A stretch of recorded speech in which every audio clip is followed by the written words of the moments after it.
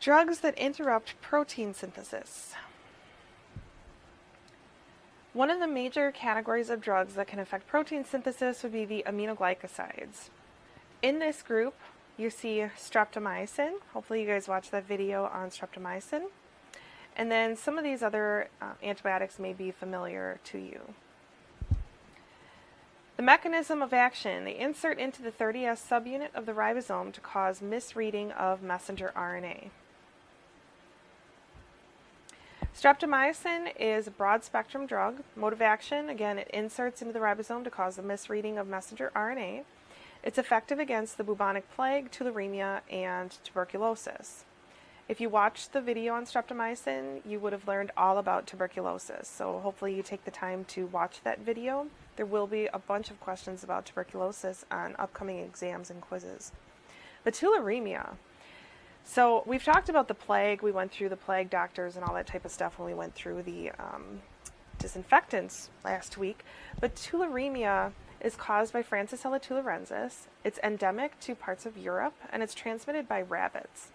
The reason why this one is such a concern is because it has a very low infectious dose, meaning that you only need 10 cells inside of you to get yourself sick. And this one is so virulent that in some cases it can kill you within 4 hours.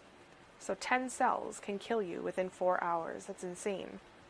They're investigating this one as a possible source of biological warfare. So other countries that don't really like the United States too much are kind of considering creating this super mutant or super resistant form of Francisella tularensis. And that has always been a threat. So there's laboratories all over the United States that are investigating this one and trying to find ways to silence an infection by tularemia. Resistance. Bacteria make different ribosome binding sites so streptomycin can't bind. The tetracyclines. So there's short-acting tetracyclines, intermediate-acting tetracyclines, and long-acting tetracyclines. They insert into the A site on the ribosome, on the 30S subunit of the ribosome, and that blocks protein synthesis. Doxycycline is also a malaria preventative and used to treat common STD infections. The thing about malaria, so when I was going to Kenya to do my veterinary work experience, I went with my roommate, and my roommate was on this acne medication, doxycycline, and that was supposed to decrease her acne. And when we were looking at antimalarial preventative drugs, so not antibiotics to treat malaria, drugs that prevent you from getting a malaria infection, doxycycline was on the list. So she was protected the whole time she was there. I had to then purchase some doxycycline myself and used it as a malaria preventative. So tetracycline is the widest broad spectrum drug. It blocks tRNA from entering into the A site of the ribosome to stop protein synthesis. It's effective against gram-positives, gram-negatives, aerobes, anaerobes, mycoplasmas, which don't even have a cell wall, and spirochetes. It's so widely used that resistance is an issue. Bacteria develop new ribosome binding sites, so tetracycline can't bind. So tetracycline isn't really used that much today. We have second, third, fourth line, or fourth generation drugs that are available that are semi-synthetic derivatives of tetracycline. The macrolides, so erythromycin, azithromycin. Azithromycin is the Z-Pak, so if you've ever taken the Z-Pak over the counter, that's that one. Erythromycin is safe during pregnancy, so they give that one for pregnant women that have any type of skin infection or weird infection going on during pregnancy. Even during breastfeeding, so if you get, like if you have a C-section and your C-section incision gets an infection, they usually prescribe erythromycin for that. Prevents elongation of the polypeptide and movement of the ribosome along the messenger RNA by binding to the 50S subunit. Azithromycin is used for chlamydia and syphilis infections as well. So erythromycin, broad spectrum, and again, low toxicity. This one's safe to use during pregnancy.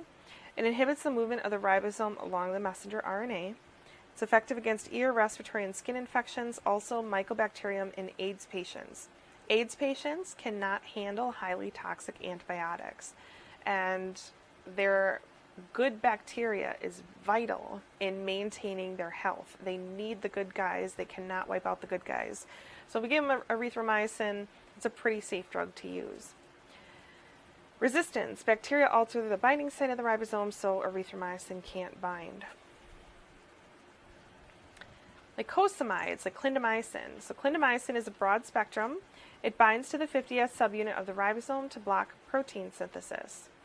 It's effective against penicillin-resistant staph, and it's one of the drugs of choice for women with group B strep during birth.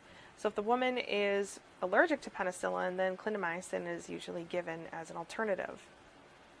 Resistance. So bacterial resistance is a huge issue. Bacteria change the ribosome binding site, so clindamycin can't bind to the ribosome.